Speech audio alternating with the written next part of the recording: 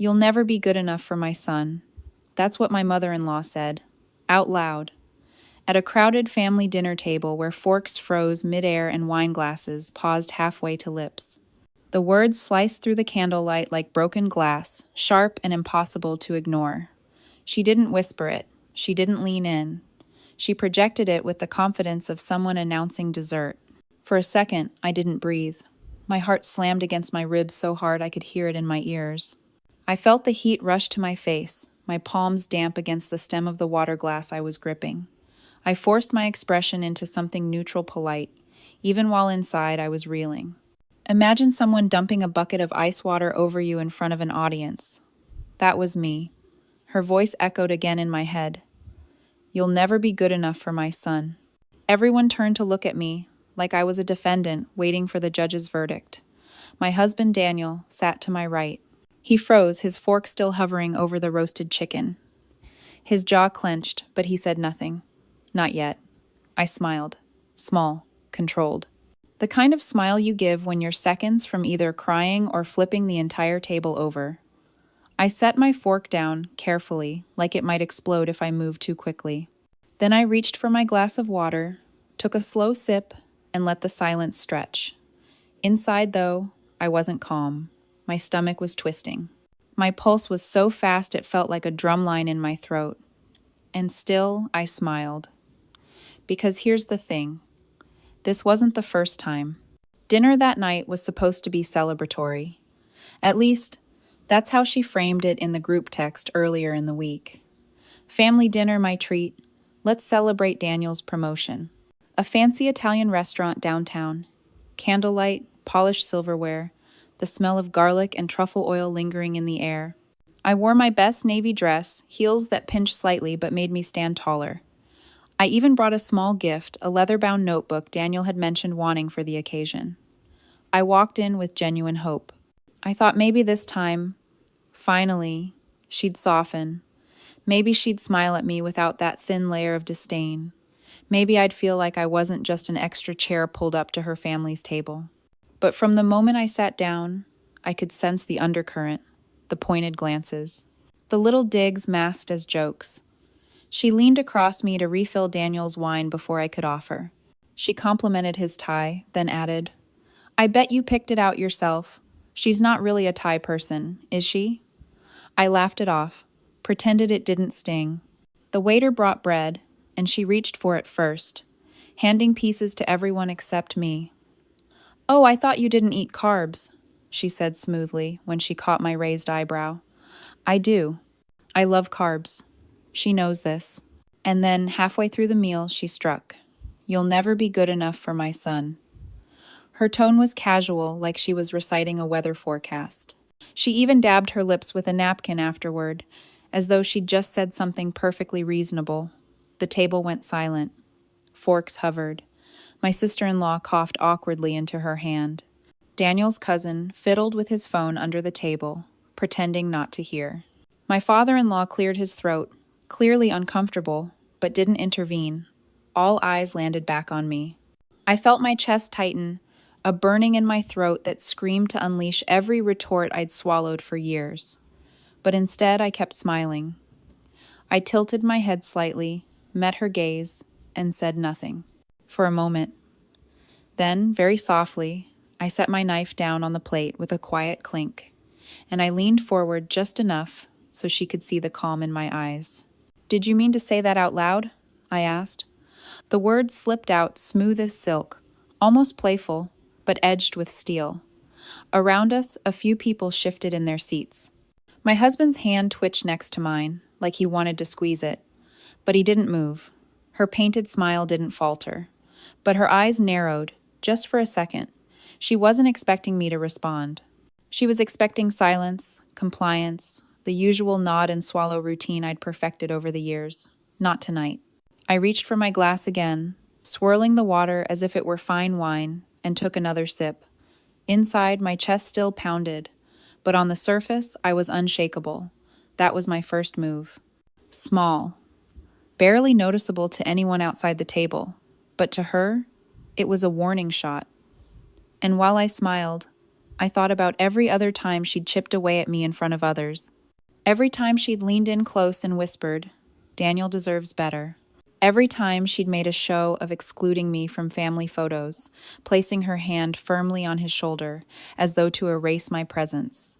It all funneled into this moment, this dinner, this declaration. What she didn't know, what nobody at that table knew, was that I was done playing nice. Because you can only push someone so far before they stop absorbing the blows and start redirecting them. And as I held her gaze across that linen-draped table, I knew something had shifted. Not just in me, but in the room. People noticed. The silence stretched, thick as smoke. I smiled wider, calm, controlled, dangerous in its quietness. And in that moment I realized she thought she had just humiliated me. But what she didn't see was that the balance of power had begun to tilt. That night was just the beginning. If you've ever sat at a family dinner that turned into a battlefield, you know exactly how it feels. And if you don't want to miss how this night unfolded, trust me, you'll want to stick around. Subscribe now, because what happened after I smiled at her across that table changed everything. The thing is, her words that night weren't a surprise. They were the grand finale of a song she had been singing since the day Daniel introduced me. That sentence at dinner wasn't a first strike, it was the 100th. And in the silence that followed, my mind went reeling backward, dragging me through every other time she'd tried to chip away at me. I remember the first time I met her. It was a Sunday afternoon, bright and too warm for spring. Daniel had been so excited. "She'll love you," he promised, squeezing my hand in the car as if that simple squeeze could make me bulletproof. His mother opened the door before we even rang the bell. Her smile was wide, but her eyes scanned me like a TSA agent searching for contraband. "You're shorter than I thought," she said, not as a joke, but as a statement. No hello, no come in. Just a clinical observation, as if I were a piece of furniture that didn't quite match her decor. I laughed nervously, thinking she must be kidding. She wasn't. That set the tone. Later, at dinner, she asked what I did for work. When I told her I managed a small marketing team, she tilted her head like she was examining a stray dog. So, not a real career then. Not like Daniel's in finance. Daniel winced, but stayed quiet. I smiled again, pretending it rolled off my back. Inside, I wanted to shrink into the floor. It didn't stop there. At our engagement party, she pulled Daniel aside while I was greeting guests. I overheard her say, "She's fine for now, but are you sure she's wife material?" The words landed like glass shards in my chest. Later that night, when I asked Daniel about it, he brushed it off. "She didn't mean it like that." But she did, she always did. Then came the wedding planning. Every decision was a battle. I wanted peonies for the bouquet. She said roses were classier. I wanted a simple ceremony by the lake. She insisted on a cathedral because our family deserves something grand. At one point, she even suggested we postpone because she didn't think I was ready. Ready for what? Marriage? Or ready to survive her?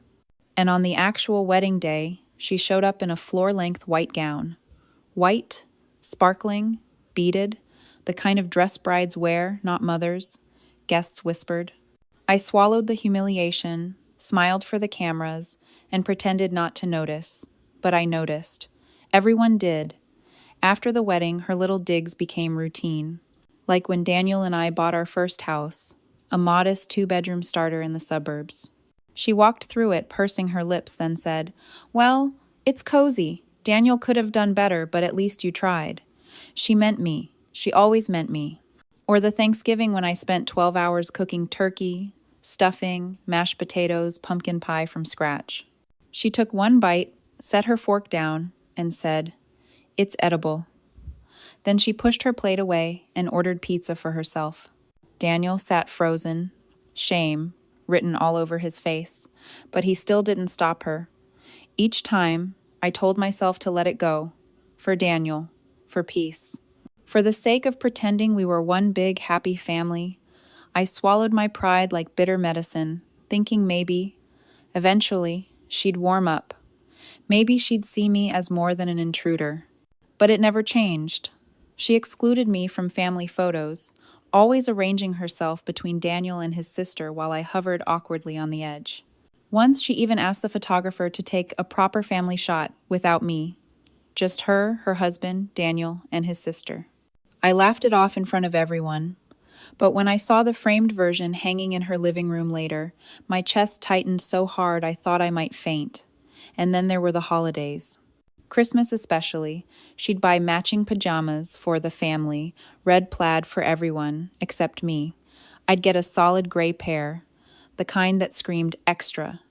She never forgot. She just wanted me to feel like I didn't belong. The worst, though, was 2 years ago at Daniel's birthday. I'd spent weeks planning a surprise party at his favorite steakhouse. I invited his friends, booked the private room, even arranged for a custom cake shaped like the watch he'd been eyeing. The moment he blew out the candles, she clinked her glass and stood. "I just want to say," she announced, smiling, "Daniel wouldn't be where he is today without me. I raised him alone, worked 2 jobs, sacrificed everything. And now, seeing him here, successful and celebrated, well, it's all worth it. Happy birthday, son." Applause, cheers. And me, sitting there, invisible, as if my efforts didn't matter at all. She didn't mention me once. Not as his wife, not as the person who spent weeks planning that very night. Nothing. That was her talent, making me feel like air. So when she said it at dinner, "You'll never be good enough for my son," it wasn't a slip of the tongue. It was her mission statement. Years in the making, the words just finally came out loud. I sat there, smiling, sipping water, pretending I was unbothered. But inside, every flashback burned through me, like film negatives catching fire. One after another, meeting her at the door. The white dress at my wedding, the family photos, the Thanksgiving pizza, the erased birthday toast. Each moment layered itself onto the next until I wasn't just sitting at a restaurant table anymore. I was sitting in the middle of years of accumulated insults. And suddenly, I knew. This wasn't about me being good enough. This was about her fear of losing control. Her grip on Daniel, her grip on the family narrative. And for the first time, I didn't feel small. I felt ready. Ready to stop absorbing and start redirecting. The room still buzzed softly with the clatter of other diners, the faint notes of piano drifting from the bar, but around our table there was a stillness, everyone waiting to see if I'd break. If I'd run to the bathroom and cry. Not this time. I smiled wider, leaned back in my chair, and let her think she'd won the moment, because she had no idea what was coming next. If you've ever had someone underestimate you, you know the quiet satisfaction of holding your cards close. And if you want to see exactly how I played mine, stay here, because the best part of this story hasn't even started yet. Hit subscribe, and trust me, you'll want to be here when the tables finally turn. The waiter reappeared with a tray of steaming pasta dishes, oblivious to the storm brewing at our table. Plates clinked down one by one, rigatoni with vodka sauce, chicken marsala, a filet mignon still sizzling on its cast iron skillet. The smell of garlic butter filled the air, but I could barely taste it. My appetite had vanished the moment she'd said it. "You'll never be good enough for my son." Daniel finally shifted beside me. His fork scraped against the plate, as if the sound could cut through the tension. He leaned toward me, voice low. "Ignore her," he whispered. But ignoring her was exactly how I'd survived all these years. And look where it had gotten me. My mother-in-law, Margaret, lifted her wine glass and swirled the red liquid with casual elegance. She wasn't even looking at me anymore. In her mind, the verdict had been delivered, case closed. She had humiliated me, and now she could enjoy her entree in peace. But I wasn't going to let her script the night. Not anymore. I reached down, slid my clutch onto my lap, and quietly unzipped it. Inside was a slim envelope I'd tucked there earlier, just in case. I hadn't planned to use it tonight, but something in me must have known. Call it intuition. Call it survival.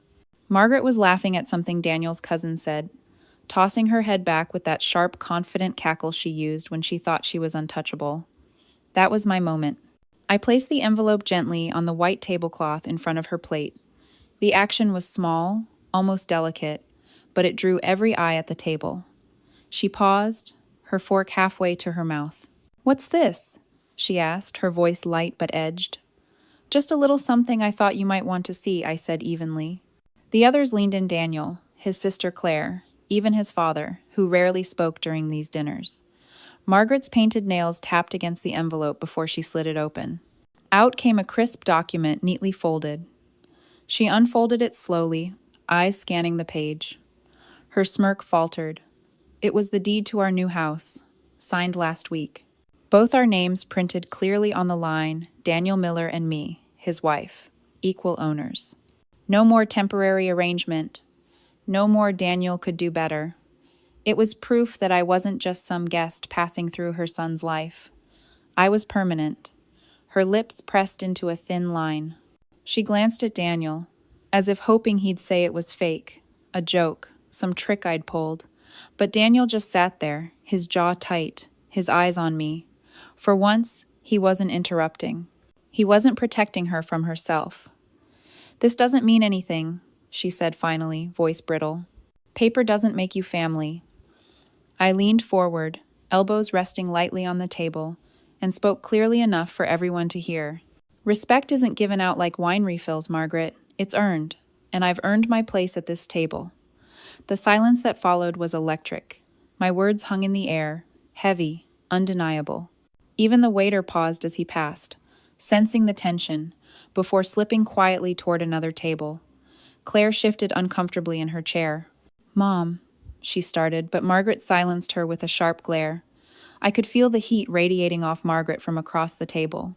She wanted to explode, to lash out, to claw back control. But with the deed lying there in black and white, there was nothing she could say without making herself look petty. So she did what she always did when cornered. She smiled. That thin, icy smile that never reached her eyes. "Well," she said, lifting her wine glass again, "congratulations. You have a house. I just hope you can keep it." Her voice dripped with venom, but the power had shifted. Everyone knew it. Daniel finally spoke. "Mom, enough." His tone was quiet but firm, the kind of voice that left no room for debate. Her eyes flicked to him, startled, as though she hadn't expected him to take a side. My chest tightened, but not from fear. For the first time, I felt something new at that table's solid ground beneath me. I picked up the envelope and slid it back into my clutch, calm and deliberate. "Dinner's lovely," I said, my voice light but steady. "Thank you for hosting." Margaret blinked, thrown by my composure. She had expected me to crack, to cry, to storm out in embarrassment. Instead, I was the one in control. Around us, conversation slowly resumed, though quieter, more cautious. Daniel squeezed my hand under the table, not looking at me but holding on tight, as though to say what he couldn't out loud. I sipped my water and let the moment settle. For years, I had absorbed every slight, every cutting remark, every exclusion. Tonight, I had finally returned one. Not with shouting, not with tears, but with undeniable proof and a calm voice that carried further than any scream. But here's the thing. That envelope wasn't the end. It was just the beginning. Because Margaret didn't take humiliation lightly. And I knew, deep down, that she would come back harder, sharper, more determined to break me. And I was ready. If you've ever had someone underestimate you, you know that moment when the game changes, when you stop being the target and start being the opponent. That was tonight. And trust me, the next move Margaret tried to make, it made this dinner look like child's play. Stay with me, because you won't believe what happened after that envelope hit the table. And if you've ever wanted to see someone finally stand up to the person who thought they could never be challenged, make sure you hit subscribe. You won't want to miss the storm that came next. The envelope might as well have been a grenade. Even after I slipped it back into my clutch, the aftershock rippled through the table. No one reached for their food. No one spoke above a whisper. It was as if the room itself had leaned in, holding its breath. Margaret's wine glass trembled slightly as she set it down. She caught herself quickly, but not quickly enough. I saw it, the flicker of panic, the realization that she had miscalculated. For years, she had dominated these dinners with her words. Tonight, she had finally been matched by action. Daniel's hand was still on mine under the table, tighter now, his knuckles pale. He didn't look at me, but I could feel it, the silent current running through him. Pride, fear, relief, maybe all three at once. Claire cleared her throat. So, she said, her voice pitched higher than usual. The house. It's beautiful, right? I mean, Mom, didn't you say the neighborhood was nice? It was a desperate attempt to smooth things over, but the words hung awkwardly, like a badly timed joke. Margaret didn't respond. She was too busy calculating, her mind no doubt spinning faster than the ceiling fan above us. Daniel's father, quiet and reserved as always, finally spoke. It's a good thing, he said, his voice steady but low. Daniel and his wife building a life together. That's what matters. Wife. He emphasized the word just enough to make Margaret's jaw twitch. My heart gave a small leap. In all the years I'd been part of this family, he had rarely intervened. Tonight he had taken my side, even if subtly. Margaret's smile returned, stretched thin like plastic wrap pulled too tight. Of course, she said smoothly. Of course it's wonderful. I only hope they can handle the responsibility. Her tone was honey, but her eyes were knives. I met her gaze without blinking. We'll manage, I said, my voice calm, controlled.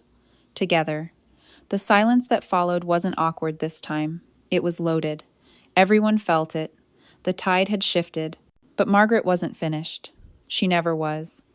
She set her napkin down, folded neatly, and leaned forward slightly, as if preparing for a second strike. You know, Daniel, she said sweetly, marriage isn't just about paperwork or houses. It's about legacy, stability, choosing someone who truly elevates you. Daniel stiffened. Mom, just one word but heavy. A warning. She ignored him. I'm just saying, darling, you deserve someone who... I cut her off before she could finish. My voice was steady but sharp enough to slice the air. Someone who what, Margaret? The table froze again. Even the clatter from other diners in the restaurant seemed to dim, like the universe itself was waiting for her answer. She hesitated. For the first time all night, she hesitated. Her lips parted, then closed. Her eyes darted around the table, searching for an ally. But no one came. Not this time. Claire busied herself with her napkin. Daniel's father took a long sip of water, deliberately avoiding her gaze. And Daniel, my Daniel, looked directly at her with a quiet strength I hadn't seen before. Enough, he said firmly. This isn't fair to her. Or to me. Margaret blinked, stunned. She had always counted on his silence, his loyalty. To her, his hesitation had been proof that she still held sway. But tonight, his voice broke through that illusion. My chest swelled, not just from relief, but from something deeper. Validation. For years, I had carried the weight alone, the unspoken truth that Margaret's cruelty wasn't just about me, it was about her grip on her son. And now, finally, he had said it out loud. Margaret's face flushed crimson, but she forced a brittle laugh. Oh, don't be so dramatic. I was only teasing. No one laughed with her. The waiter returned, setting down dessert menus, blissfully unaware of the battlefield he had walked into. Tiramisu tonight, he chirped, placing one in front of Margaret. She didn't touch it. Daniel glanced at me, his eyes softening, silently asking if I was okay. I nodded, just enough for him to see. But inside, I wasn't just okay. I was steady, grounded in a way I hadn't felt in years. Because for the first time, Margaret had been forced to retreat. I leaned back, let my shoulders relax, and reached for my water again. The cool glass against my palm was an anchor, a reminder that I wasn't drowning anymore. Margaret sat stiffly across from me, her fork untouched, her smile frozen in place. She had lost control of the table, and everyone knew it. The moment stretched on, heavy and delicious. I didn't gloat. I didn't smirk. I simply sat there, calm and composed, as if this was exactly where I belonged, because it was. What Margaret didn't realize, what she couldn't admit even to herself, was that tonight wasn't just a slip. It was a turning point. And once a tide turns, you can't push it back with a single wave of denial. But as I sat there, basking quietly in the shift, I felt it deep in my bones. This wasn't over. Margaret wouldn't let it end here.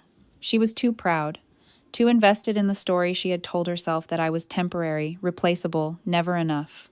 And I knew, as surely as I knew my own name, that she was already plotting her next move. If you've ever stared down someone who refuses to let go of control, you know that calm before the storm. That moment when the air feels charged, like lightning is waiting to strike again. That's exactly where I was, sitting at that linen-draped table with candlelight flickering and a mother-in-law who couldn't stand losing.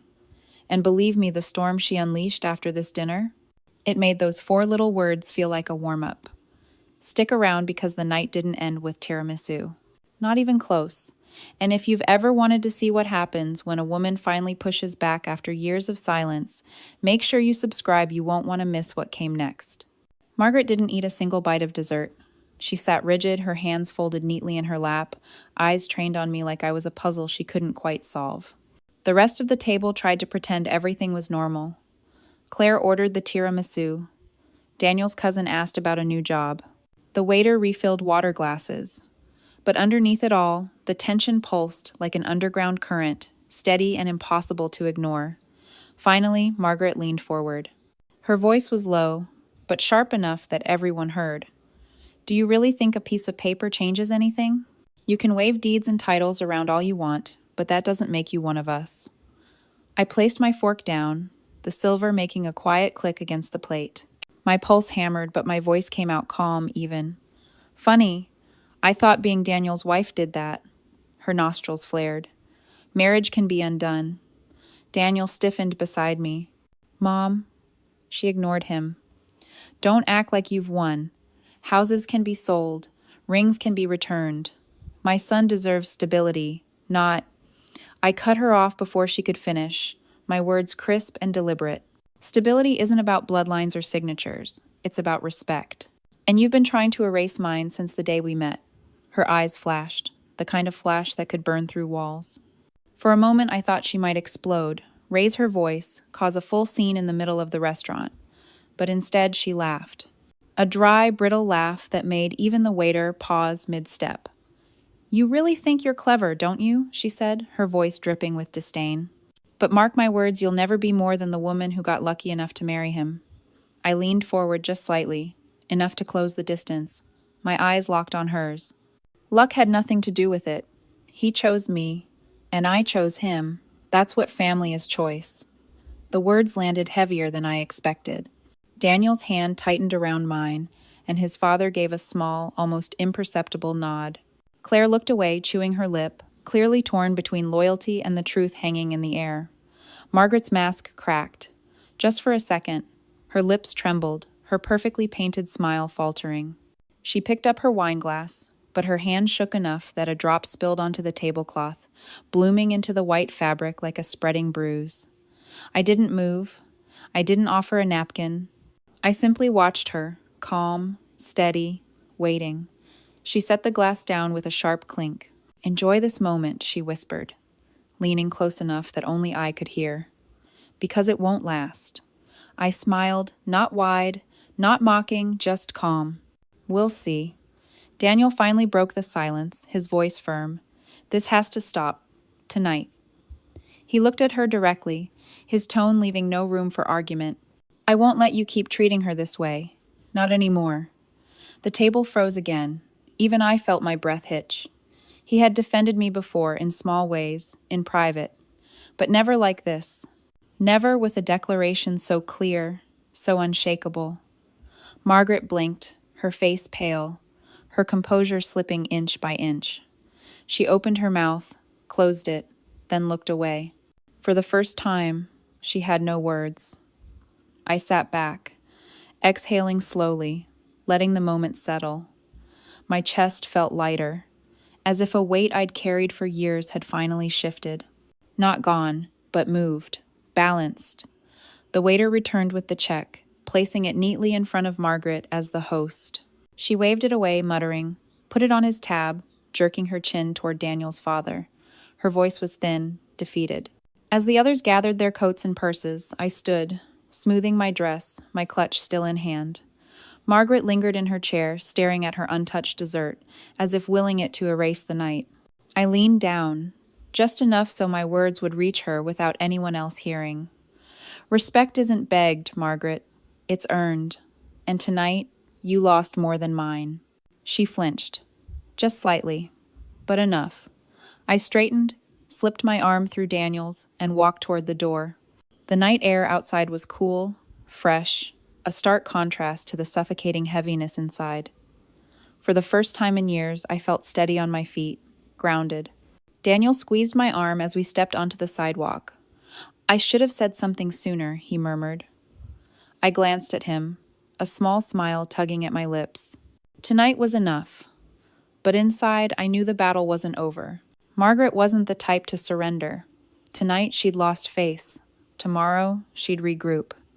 And when she came back, and she would, I needed to be ready. Because this wasn't just about one dinner.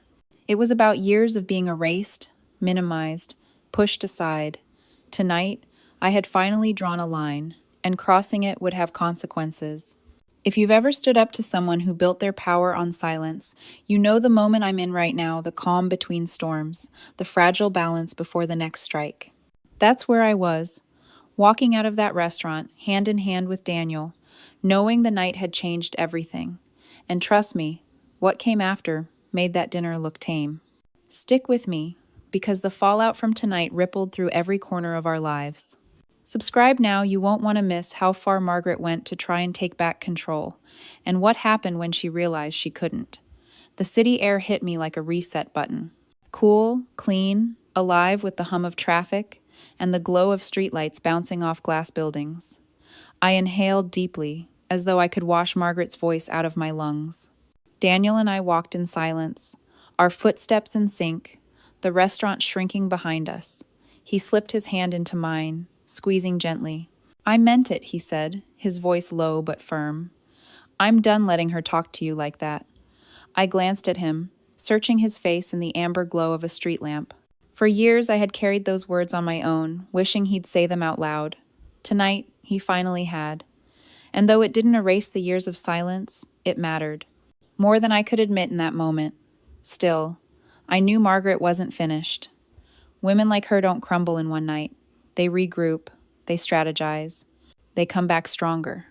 And part of me, the part that had endured every slight, every dig, was bracing for impact. But another part of me felt lighter than it had in years. Because tonight, the power dynamic shifted. I wasn't the outsider anymore. I wasn't the invisible guest in my own marriage. I was a force Margaret had underestimated, and underestimating me was her first mistake. The following days only confirmed what I already knew. Margaret avoided calling me directly, but little ripples reached us through Claire. Comments like, "Mom says she's just worried about you both financially," or "Mom thinks you rushed into buying that house." Thinly veiled criticisms, dressed up as concern.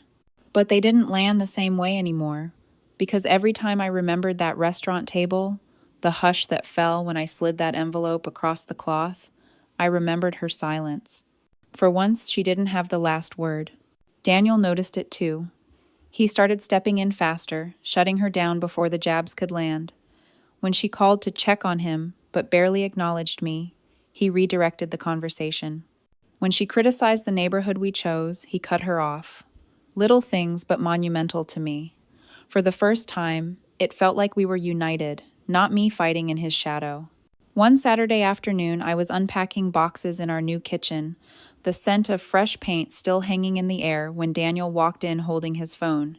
"She wants to visit," he said carefully. "To see the house." My chest tightened. I could picture it already.